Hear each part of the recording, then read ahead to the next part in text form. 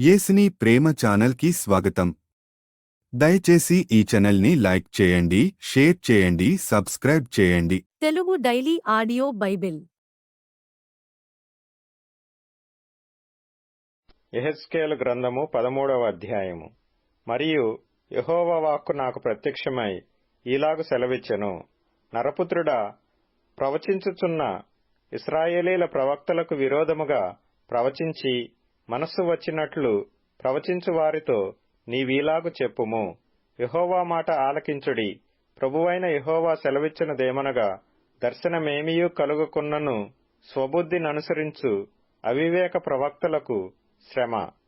ఇశ్రాయేలీలారా, మీ ప్రవక్తలు పాడైన స్థలములలో నుండు నక్కలతో సాటిగా ఉన్నారు. యెహోవా దినమున ఇశ్రాయేలీలు యుద్ధమందు స్థిరముగా నిలుచున్నట్లు మీరు గోడలలోనున్న బీటల దగ్గర నిలువరు, ప్రాకారమును దిట్టపరచరు. వారు వ్యర్థమైన దర్శనములు చూచి అబద్ధపు సోదె చూచి యెహోవా తమ్మును పంపకపోయినను తాము చెప్పిన మాట స్థిరమని నమ్మునట్లు ఇది యెహోవా వాక్కు అని చెప్పుదురు. నేను సెలవియ్యకపోయినను ఇది యెహోవా వాక్కు అని మీరు చెప్పిన ఎడల మీరు కనినది వ్యర్థమైన దర్శనము గదా, మీరు నమ్మదగని సోదెగాండ్రైతిరి గదా. కావున ప్రభువైన యెహోవా ఇలాగు సెలవిచ్చుచున్నాడు, మీరు వ్యర్థమైన మాటలు పలుకుచు నిరర్ధకమైన దర్శనములు కనుచున్నారు గనుక నేను మీకు విరోధిని. ఇదే ప్రభువగు యెహోవా వాక్కు. వ్యర్థమైన దర్శనములు కనుచు నమ్మదగని సోదెగాండ్రైన ప్రవక్తలకు నేను పగవాడను. వారు నా జనుల సభలోనికి రారు, ఇశ్రాయేలీల సంఖ్యలో చేరిన వారు కాకపోదురు. వారు ఇశ్రాయేలీల దేశములోనికి తిరిగి రారు. అప్పుడు నేను ప్రభువైన యెహోవానని మీరు తెలుసుకొందురు. సమాధానమేమియూ లేకపోయినను వారు సమాధానమని చెప్పి నా జనులను మోసపుచ్చుచున్నారు. నా జనులు మంటి గోడను కట్టగా వారు వచ్చి దానిమీద గచ్చుపూత పూసెదరు. ఇందువలననే పూయిచున్న వారితో నీవిట్లనుము, వర్షము ప్రవాహముగా కురియును, గొప్ప వడగండ్లు పడును, తుఫాను దాని పడగొట్టగా అది పడిపోవును. ఆ గోడ పడగా జనులు మిమ్మును చూచి మీరు పూసిన పూత ఏమాయనని అడుగుదురు గదా. ఇందుకు ప్రభువైన యెహోవా సెలవిచ్చినదేమనగా, నేను రౌద్రము తెచ్చుకొని తుఫాను చేత దానిని పడగొట్టుదును. నా కోపమును బట్టి వర్షము ప్రవాహముగా కురియును, నా రౌద్రమును బట్టి గొప్ప వడగండ్లు పడి దానిని లయపరచును. దాని పునాది కనబడునట్లు మీరు గచ్చుపూత పూసిన గోడను నేను నేలతో సమముగా కూల్చెదను. అది పడిపోగా దాని క్రింద మీరును నాశనమగుదురు. అప్పుడు నేను యెహోవానని మీరు తెలుసుకొందురు. ఈలాగున ఆ గోడ మీదను దానిమీద గచ్చుపూత పూసిన వారి మీదను నా కోపము నేను తీర్చుకొని ఆ గోడకును దానికి పూత పూసిన వారికిని పని తీరనని మీతో చెప్పుదును. యెరూషలేమునకు సమాధానము లేకపోయినను ఆ పూత పూయువారు సమాధానార్థమైన దర్శనములు కనుచు ప్రవచించువారు ఇశ్రాయేలీల ప్రవక్తలే. ఇదే ప్రభువగు యెహోవా వాక్కు. మరియు నరపుత్రుడా, మనసునకు వచ్చినట్టు ప్రవచించు నీ జనుల కుమార్తెల మీద కఠిన దృష్టి ఇంచి వారికి విరోధముగా ఇలాగు ప్రవచింపుము.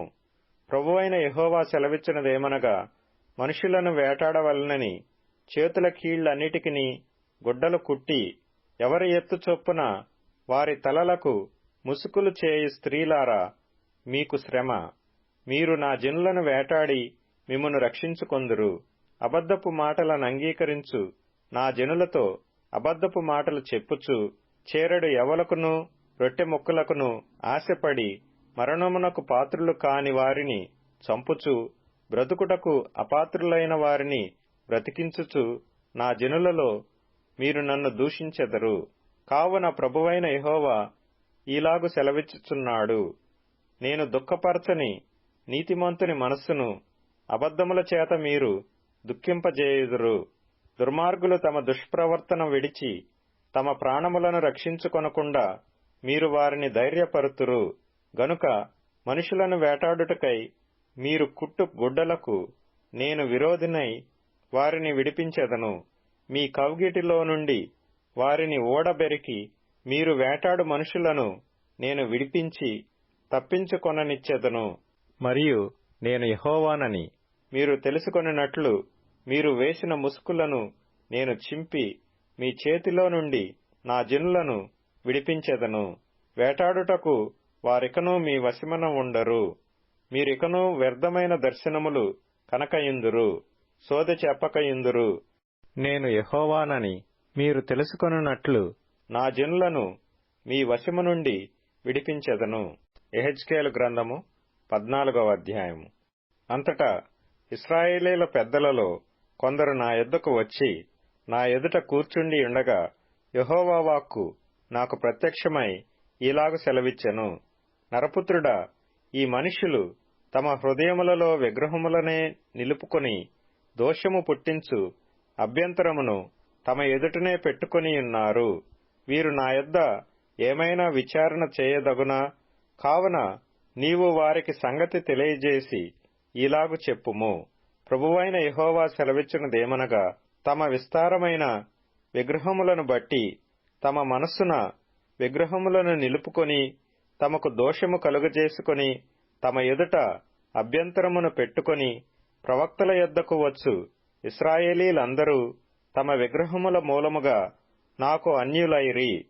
గనుక నేను వారి హృదయమును లోపర్చునట్లు యెహోవానగు నేనే వారికి ప్రత్యుత్తరమిచ్చుచున్నాను. కాబట్టి ఇశ్రాయేలీలకు నీవు ఈ మాట చెప్పుము.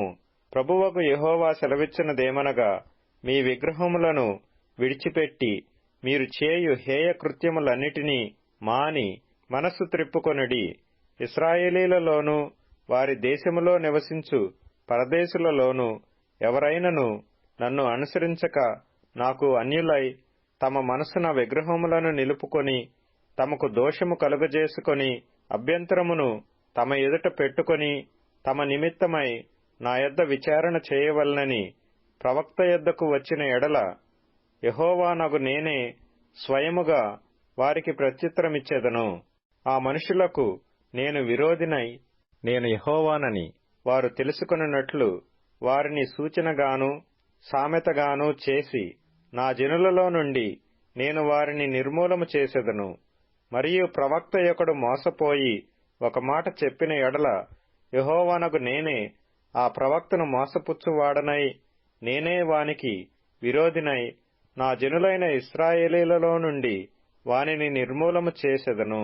ఇశ్రాయేలీయులు ఇకను నన్ను విసర్జించి తొలగిపోవకయు తాము చేయు అతిక్రమములన్నిటి చేత తమ్మును అపవిత్రపరచుకొనకయు నుండి నా జనులగునట్లును నేను వారికి దేవుడనై ఉండునట్లును వారు అలాగున తమకు కలుగజేసుకొనిన దోషమునకు శిక్ష నొందుదురు. ప్రవక్త యొద్ద విచారించు వాని దోషమెంతో ప్రవక్త దోషమును అంతే అగును. ఇదే యెహోవా వాక్కు. మరియు యెహోవా వాక్కు నాకు ప్రత్యక్షమై ఈలాగు సెలవిచ్చెను. నరపుత్రుడా, ఏ దేశమైతే విశ్వాసఘాతకమై నా దృష్టికి పాపము చేసినదో దానికి నేను విరోధినై ప్రాణాధారమగు ఆహారము లేకుండా చేసి కరువు పంపించి మనుషులను పశువులను నిర్మూలము చేయుదును. నోవహును దానియేలును యోబును ఈ ముగ్గురు అట్టి దేశములో నుండినను వారు తమ నీతి చేత తమ్మును మాత్రమే రక్షించుకొందురు. ఇదే ప్రభువగు యెహోవా వాక్కు. బాటసారులు సంచరింపకుండా ఆ దేశము నిర్జనమై పాడగునట్లు నేను దాని మీదికి దుష్టమృగములను రప్పించగా ఆ ముగ్గురు దానిలో ఉండినను ఆ దేశము పాడైపోవును. నా జీవము తోడు వారు తమ్మును మాత్రమే రక్షించుకొందురు గాని కుమారులనైనను కుమార్తెలనైనను రక్షింపజాలకుందురు. ఇదే ప్రభువగు యెహోవా వాక్కు. నేను అట్టి దేశము మీదికి యుద్ధము రప్పించి ఖడ్గమును పిలిచి నీవు ఈ దేశమునందు సంచరించి మనుషులను పశువులను నిర్మూలము చేయుమని ఆజ్ఞ ఇచ్చిన ఎడల ఆ ముగ్గురును దానిలో ఉన్నను నా జీవము తోడు వారు తమ్మును మాత్రమే రక్షించుకొందురు గాని కుమారులనైనను కుమార్తెలనైనను రక్షింపజాలకుందురు. ఇదే ప్రభువగు యెహోవా వాక్కు.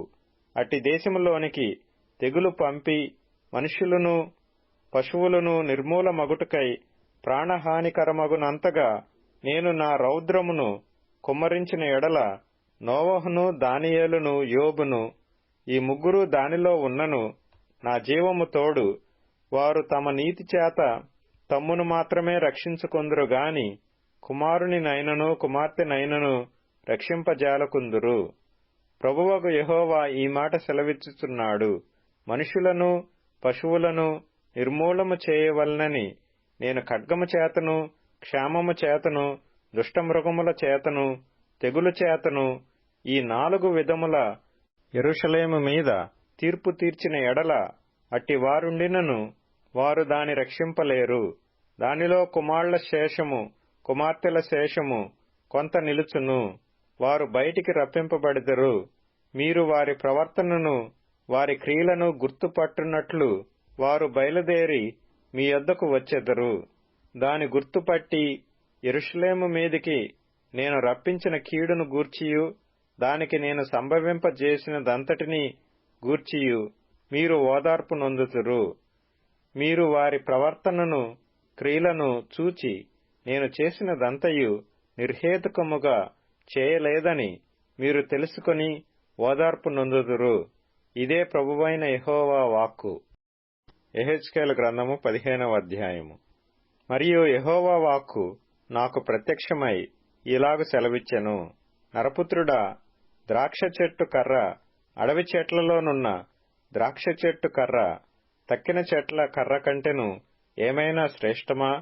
ఏ పనికైనను దాని కర్రను తీసుకొందురా? ఏ యొక్క ఉపకరణము తగిలించుటకై ఎవరైనా దాని కర్రతో మేకునైనను చేయుదురా? అది పొయ్యికే సరిపడును గదా? అగ్నిచేత దాని 2 కొనలు కాల్చబడి నడుమ నల్లబడిన తరువాత అది మరి ఏ పనికైనను తగునా? కాలక ముందు అది ఏ పనికిని తగకపోయినే అగ్ని దాని యందు రాజి దాని కాల్చిన తరువాత అది పనికి వచ్చునా? కావున ప్రభువైన యెహోవా ఇలాగు సెలవిచ్చుచున్నాడు. నేను అగ్నికి అప్పగించిన ద్రాక్ష చెట్టు అడవి చెట్లలో ఏలాటిదో యెరూషలేము కాపురస్తులను అలాటి వారే గనుక నేను వారిని అప్పగింపబోవుచున్నాను. నేను వారి మీద కఠిన దృష్టి నిలుపుదును. వారు అగ్నిని తప్పించుకొనినను అగ్నియే వారిని దహించును. వారి ఎడల నేను కఠిన దృష్టి గలవాడనై ఉండగా నేనే యెహోవానని మీరు తెలుసుకొందురు. వారు నా విషయమై విశ్వాసఘాతకులైరి గనుక నేను దేశమును పాడు చేసెదను. ఇదే ప్రభువగు యెహోవా వాక్కు. హెబ్రీయులకు రాసిన పత్రిక 11వ అధ్యాయం. విశ్వాసమును బట్టి యాకోబు అవసాన కాలమందు యోసేపు కుమారులలో ఒక్కొక్కని ఆశీర్వదించి తన చేతికర్ర మొదలు మీద ఆనుకొని దేవునికి నమస్కారము చేసెను.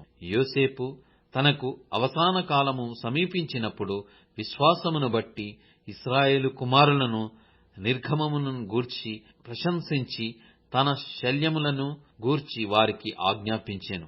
మోషే పుట్టినప్పుడు అతని తల్లిదండ్రులు ఆ శిశువు సుందరుడైయుండుట చూచి విశ్వాసమును బట్టి రాజాజ్ఞకు భయపడక 3 మాసములు అతని దాచిపెట్టిరి. మోషే పెద్దవాడైనప్పుడు విశ్వాసమును బట్టి ఐగుప్తు ధనము కంటే క్రీస్తు విషయమైన నింద గొప్ప భాగ్యమని ఎంచుకొని అల్పకాలము పాపభోగము అనుభవించుట కంటే దేవుని ప్రజలతో శ్రమ అనుభవించుట మేలని యోచించి ఫరో కుమార్తె యొక్క కుమారుడని అనిపించుకొనుటకు ఒప్పుకొనలేదు. ఏలయనగా అతడు ప్రతిఫలముగా కలగబోవు బహుమానమందు దృష్టియుంచెను.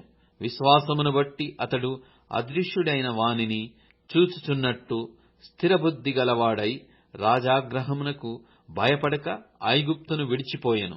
తొలిచూలు పిల్లలను నాశనము చేయువాడు ఇశ్రాయేలీయులను ముట్టకొండు నిమిత్తము అతడు విశ్వాసమును బట్టి పస్కాను రక్త ప్రోక్షణ ఆచారమును ఆచరించెను. విశ్వాసమును బట్టి వారు పొడి నీళ్ల మీద నడిచినట్లు ఎర్ర సముద్రములో బడి నడిచిపోయిరి. ఐగుప్తీయులు అలాగు చేయజూచి మునిగిపోయిరి.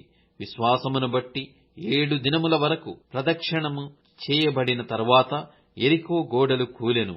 విశ్వాసమును బట్టి రాహాబను వేశ్య వేగుల వారిని సమాధానముగా చేర్చుకొనినందున అవిధేయులతో పాటు నశింపకపోయెను. ఇకను ఏమి చెప్పుదును? గిద్యోను, బారాకు, షమ్మేను, యెఫ్తా, దావీదు, సమూయేలను వారిని గూర్చియు ప్రవక్తలను గూర్చియు వివరించుటకు సమయము చాలదు. వారు విశ్వాసము ద్వారా రాజ్యములను జయించిరి, నీతి కార్యములను జరిగించిరి, వాగ్దానములను పొందిరి, సింహముల నోళ్లను మూసిరి, అగ్ని బలమును చల్లార్చిరి, ఖడ్గదారను తప్పించుకొనిరి, బలహీనులుగా ఉండి బలపరచబడిరి, యుద్ధములో పరాక్రమశాలులైరి, అన్యుల సేనలను పారదోలిరి. స్త్రీలు మృతులైన తమ వారిని పునరుత్థానము వలన మరల పొందిరి.